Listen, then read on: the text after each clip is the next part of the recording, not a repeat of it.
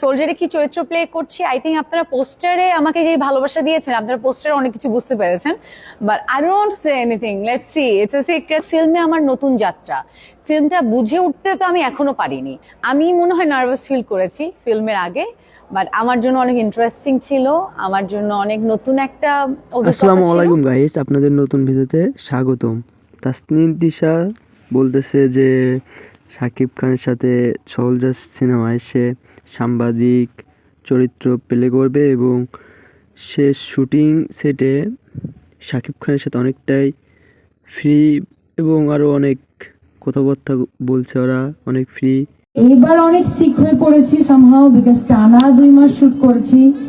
আপনারা সবাই জানেন আমি একটা নতুন যাত্রা শুরু করেছি, আমার সিনেমা শুটিং ছিল। সো তাও বলবো শেষ করে আসিনি, কিন্তু শেষ হচ্ছিল না। হ্যাঁ, গান বাকি আছে। যখন আমি কথা দিয়ে ফেলেছি যে আমি আসবো, সো তখন আমার সোলজার সিনেমার শুটিং পুরোপুরি এখন কমপ্লিট, কিন্তু এডিটিং, গান শুটিং এগুলো বাকি আছে কিনা জানি না। কিন্তু এবার ঈদে সোলজার মুক্তি পাবে না, প্রিন্স অবশ্যই মুক্তি পাবে এবং আপনারা দেখতে পারবেন হলে।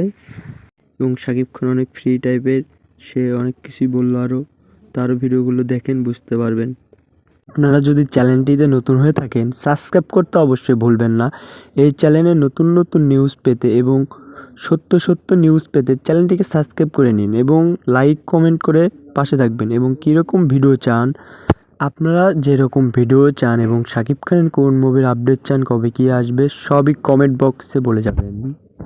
আর তানজিন তিশা সোলজার সিনেমায় সাংবাদিকের রোল করবে এবং আমাদের শাকিব খান কিং খান, সে মনে হয়তো কোনো সেনাবাহিনী বা আর্মি, এসব সরকারি যে কোনো একটা অফিসারের কাজ করবে এবং অভিনয় কাজ করবে। এবং তার অভিনয় ডেডিকেশন এবং তার যে কোনো কাজ সে কীভাবে করে এবং তার মনোযোগ, তার শাকিব খানের যে কোনো কাজই হোক না, সে অনেক মনোযোগ দিয়ে করে। এবং তার নায়িকা যেগুলো হয়, নতুন হোক বা পুরাতন হোক, সে তাদেরকে অনেক সাপোর্ট করে এবং ফ্রিলি কাজ করে এবং তাদেরকে তার সাথে কাজ করতে অনেকটাই নর্মালি কাজ করতে মানে সাহায্য করে। এবং কেউ যে হিমশিম খেয়ে যায়, তাদেরকে নর্মাল করার জন্য শাকিব খানই এনাফ।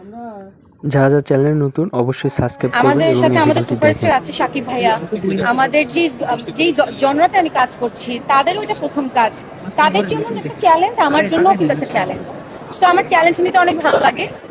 সো ওই জায়গা থেকে আমার মনে হচ্ছে এটা পুরো টিমের চ্যালেঞ্জ হবে। সো আমার এই কাজটা এই জন্যই করা মেনলি। সেটা তো বলবো না, কারণ হ্যাঁ, ক্যারেক্টারটা নিয়ে বলবো না। আপনারা, আমার হাতে ক্যামেরা ছিল। সো সাংবাদিক যদি হয়, আমার মনে হয় আপনারা বেশি সবচেয়ে খুশি হবে নাকি। সো হ্যাঁ, সাংবাদিকের মতোই একটা ক্যারেক্টার। সাংবাদিক হতে পারে, it can be influencer, it can be photographer or blogger. এই চারটার মধ্যে যে কোনো একটা হবে।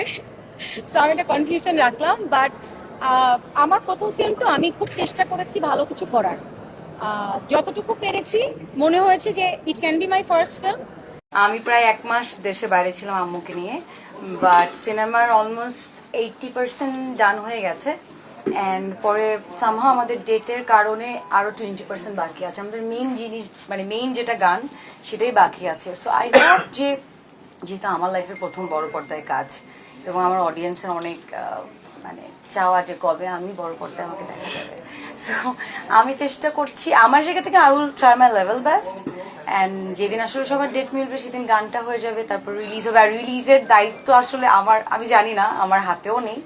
যদি এরকম হতো আমার হাতে আছে, আমি কালকে হয়তো রিলিজ দিয়ে দিতাম। আমাদের শুটিংই যেহেতু শেষ হয়নি, আর আমি তো বলবো স্কেজুল মিলিয়ে যে আমি তো এই ঈদে অন্যান্য প্ল্যান হয়ে গেছে। ইভেন আমি জানি শাকিব ভাইয়েরও অন্যান্য প্ল্যান আছে।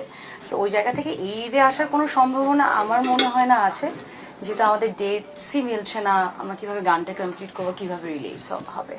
সো আই হোপ ইনশাল্লাহ নেক্সট কোরবানি। এটা আসলে রিলিজের পরে বলবো। না, শাকিব ভাইয়ের সাথে কাজের অভিজ্ঞতা অবশ্যই অনেক ভালো। হি ইজ ভেরি প্রফেশনাল আর্টিস্ট। আমরা আসলে দূর থেকে অনেক কিছু দেখি, বলি, এটা আমাদের বলতে ভালো লাগে বলে বলি, বাট কাছের থেকে গেলে আসলে জিনিসটা অপোজিটও হতে পারে। সো আমার কাছে মনে হয়েছে শাকিব ভাইয়া the superstar, of course he is superstar, but আমার কাছে মনে হয়েছে মানে যেরকমটা আমরা দূর থেকে দেখি, হয়তো he is not that serious. I never thought but এরকম হতে পারতো, বাট না, সে কাজ নিয়ে আসলে তার সিরিয়াসনেস অনেক।